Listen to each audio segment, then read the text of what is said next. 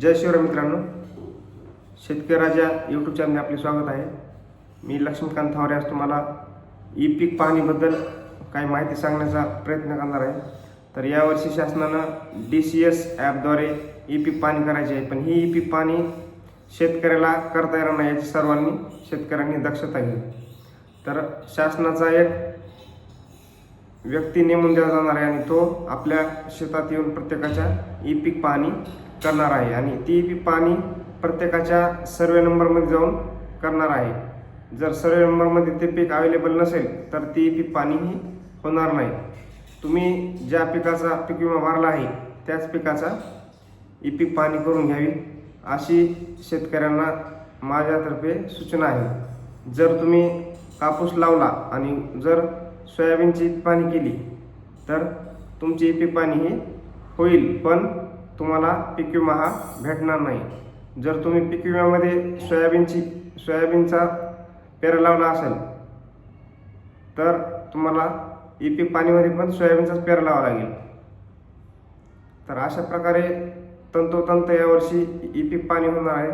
तर ई पीक पाहणी ही शासनाचा माणूस करणार आहे, शेतकरी हा करू शकत नाही. यावर्षी सर्व शेतकऱ्यांनी लक्षात घ्यायचे आहे, ही सर्वात महत्त्वाची बाब आहे. जर जो कोणी आपल्या शेतामध्ये ई पीक पाहणी करायला येईल तर आपण इतकं लक्षात राहू द्यायचं की आपण पीक विमा कशाचा भरलेला आहे. जर कापसाचा भरला असेल तर त्या सर्वे नंबरमध्ये जाऊन कापूस या पिकावरचे फोटो काढून ई पीक पाहणी करायची आहे. जर फोटो दुसरे काढले, सर्वे नंबरमध्ये दुसरा गेला तर तुमच्या सातबारावर त्या पिकाचा पेरा हा लागणार नाही आणि तुम्ही विमा आणि शासनाचे येणारे अनुदान याच्यापासून वंचित राहण्याची खूप दाट शक्यता आहे. याच्या 2 वर्षाआधी देवेंद्र फडणवीस साहेबांना ज्यांनी ई पीक पाहणी केली त्यांनाच अनुदान भेटणार अशी ही घोषणा केली होती.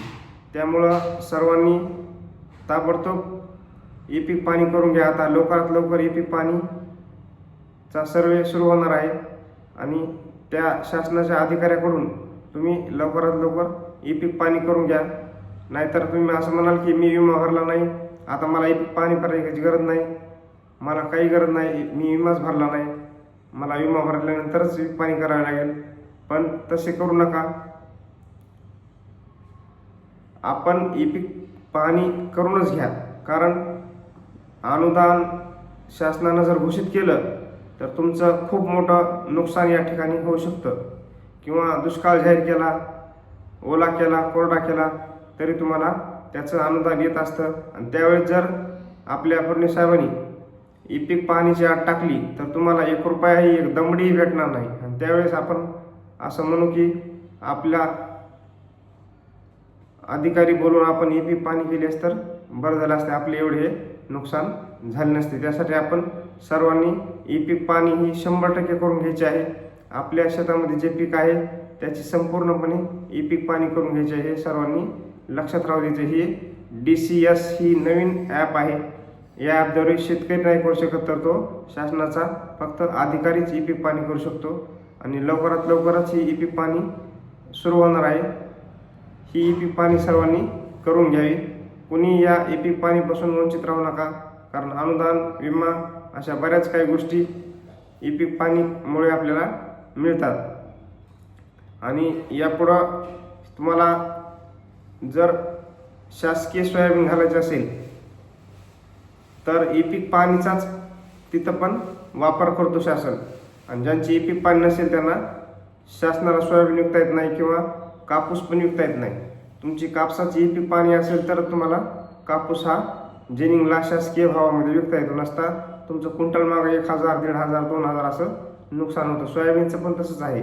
सोयाबीनचा पीक पेरा असेल तर तुम्हाला सोयाबीन शासकीय विकता येते, तिथं पण तुमचा 1000 ते 1500चा तोटा होतो जर तुम्ही खाजगी व्यापाऱ्याला सोयाबीन दिली तर. आणि शासकीयला दिली तर तुमचा 1-1500चा फायदा होतो. जर 50 क्विंटल सोयाबीन मागा 50,000चा फायदा होतो, कारण क्विंटल मागं 1000 रुपयांचा तोटा होऊ शकतो. त्यामुळं तुम्ही ई पीक पाहणी ही 100% करून घ्या. त्या अधिकाऱ्याच्या पाठीमागे लावून करून घ्या. तो अधिकारी जर येत नसेल तर प्रत्येक गावामध्ये 2-3 अधिकाऱ्याची निवड केली आहे.